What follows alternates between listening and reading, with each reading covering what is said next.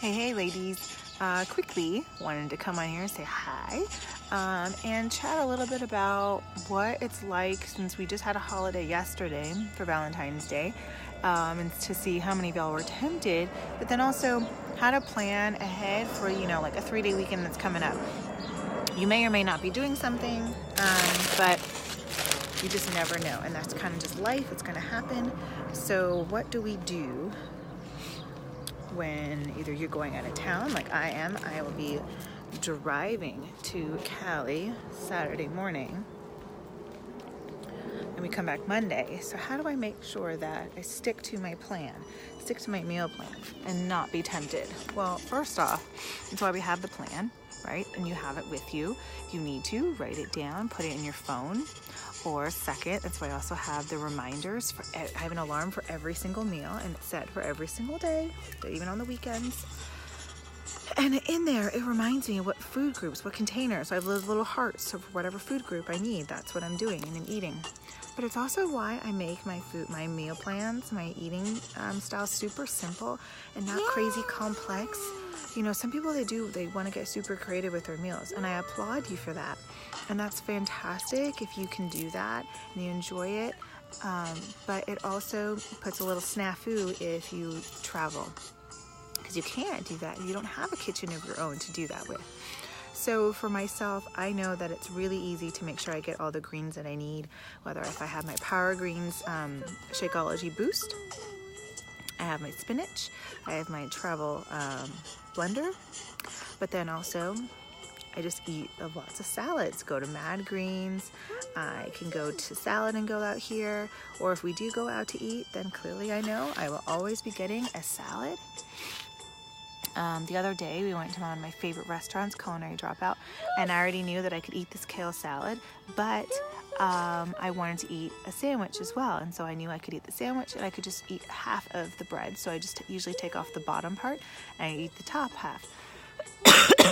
So I ate half the sandwich, so I cut that in half, and I asked them to box half of the salad up already and to put the dressing on the side. So once you start to get used to that, then you start to know where you can go eat, how you can order things. And yeah, you might be a little complicated at first, but in the end, people kind of get used to it, and they're not offended. It's more offensive if after the fact you start being a real pain in the butt. So if right before, at the beginning, you know exactly what you need to eat, how much you need to eat, and your portions. And if you need to, go ahead and take those containers with you. Who cares what people are looking at you? It's a conversation starter. They're going to ask, what are those containers? And guess what, y'all? That's where you can start telling them, hey, this is my portion fix. I use this for my portions, so that I can make sure that I'm not overeating and that I'm sticking to my plan. I've lost X amount of pounds, I've lost X amount of inches, or whatever it is, or this is my goal. And that's how you can go ahead and start that.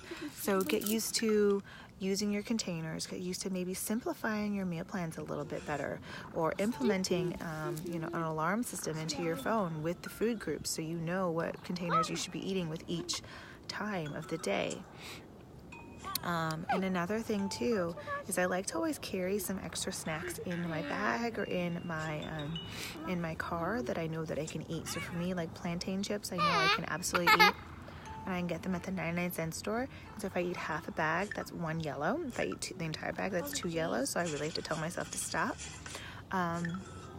But another great thing is, you can always carry around, like carrot sticks or fruit. Like I know, like this guy, when we get him his like kids meals and stuff, like they'll ask, like, do you want apple slices? I say yes, because I will eat the apple slices so that I'm not tempted to want to like snag a few of his French fries. And then of course I go and I ordered an extra fry for him. But that's just little tricks, Order the kiddo his happy meal or his kids meal from Wendy's. Say, yes, you want apple slices, and then I would like a small fry, so that he can get the small fry and I can get the dang apple slices. And it's a win-win. Mama stuck to her guns, and she didn't fall off her plan, and she ate something healthy.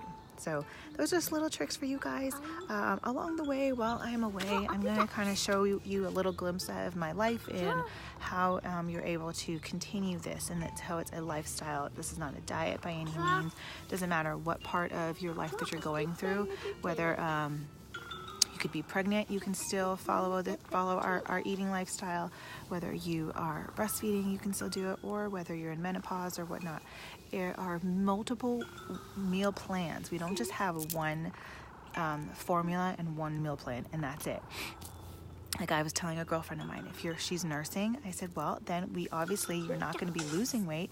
That's not the plan that we're putting you on. We're putting you on the maintenance plan. Plus, I'm going to add 500 calories. And then we will start from there and play around.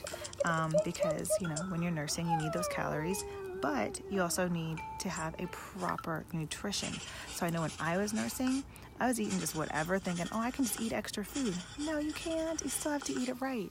So that's the trick, is that even if you are on a special diet, or if you have thyroid issues or PCOS or whatever it is, it doesn't mean that you can't be on a diet. That's not what it is. Yeah, you can't be on a diet. You need to be on a specific meal plan that's based off of what you need, that has the right nutrition and the proper food groups. So enough of that. Hi, Annette. That is where I kind of want to share with you guys. I am going to be 35 this year. Things are a lot different than when I first started or when I was in my 20s. So it's changing. I have to be very specific and very particular about what foods I'm eating. There's certain foods that I know I'm probably not supposed to eat because either I'm allergic to it or I have an intolerance to them. And that is another thing that I want to share with you guys, that there is a really awesome company, and I'll share it with you. It's an allergy test. It's a very, very in-depth one. It's not that expensive, and you just need your hair. So I'm actually even going to do it for my kids too, to try and see what their intolerances are, not just what they are allergic to, but that can also help you, so that maybe there are certain foods that are inflammatory for yourself, and that could be an inhibitor as to why it's harder for you to lose weight. Not necessarily because you're in menopause or because you're in your 30s or whatever it is. It literally could be the fact that we are eating the wrong damn food, even though it's healthy. It's just our own body. It's like our own bio identity as far as the way that we are eating. So with that said, I'm going to sign off, hang out with my kiddo. I hope you guys are having a fabulous day. Really look and think about if you've got a little bit of a difference this weekend, because it's a 3-day weekend, how you can stay on track. And if you are any of my coaches, then I look forward to seeing you all on the team call tonight at 5:30. And if you're not a coach and you want to know a little bit more about what it is that we do, how I've been able to each year increase my income so that I do not have to go back teaching full time ever again in my life, hit up whoever it is that brought you into this group. We would love to share with you how it is possible to either have this as a side gig, make a little extra income, or eventually replicate your full-time job. Bye guys. Love you and have a fabulous day.